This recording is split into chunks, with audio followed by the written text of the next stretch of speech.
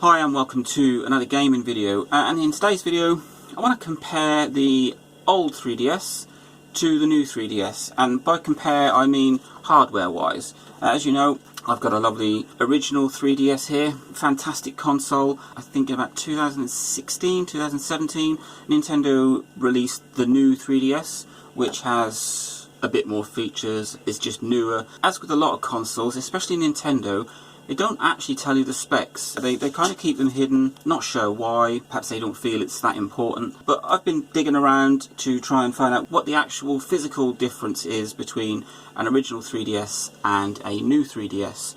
So I've got some notes down here if you sort of see me looking down. So the original 3DS came with a dual core ARM11 268 MHz processor and a second processor at 134 MHz. Move over to the new 3DS and that comes with a quad core 804 MHz processor.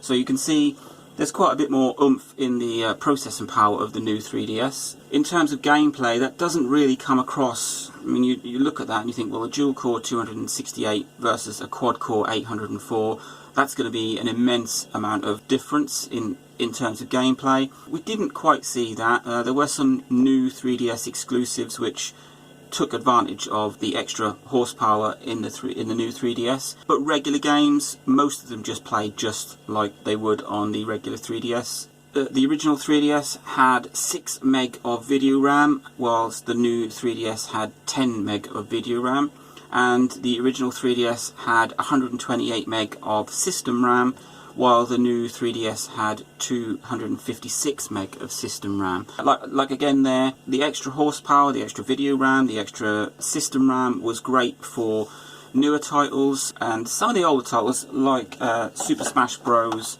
On the 3DS, while it was released before the new 3DS came out. If you play it on a new 3DS, load times are a lot quicker, and there was an issue with not being able to press the home button if you had an old 3DS. It wouldn't take you back to the home menu. I've never come across that. I've played that on my old 3DS. But loading times are quite slow, and that's improved on the new 3DS. Other than that, there isn't a huge amount of difference. They both have the same DMP Pica GPU. They both have the same 0.3 megapixel front and reverse cameras. The new 3DS has better face tracking, and I think it's got an auto light sensor, so it can detect whether you're in bright lights or darks, and it will adjust the brightness level there. Everything else is pretty much the same, and with the difference of that there's no near field communicator on the old 3DS.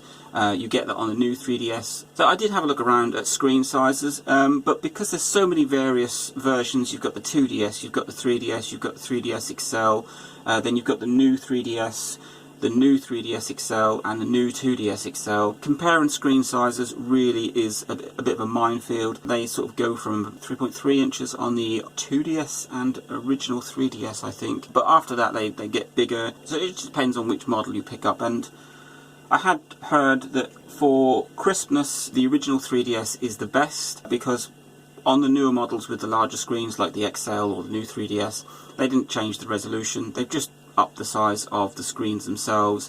So something like the new 3DS XL with its massive screens, it looks a little bit more pixelated than on the original 3DS.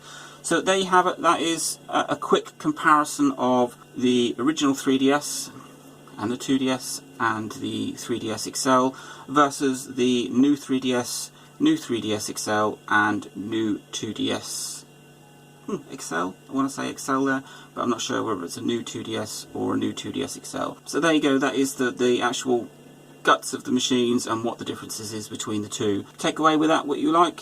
I found that a bit hard to find. I had to piece them together from various sources, so I thought I'd just put them all in one place. Link, like, subscribe to my channel, enjoy.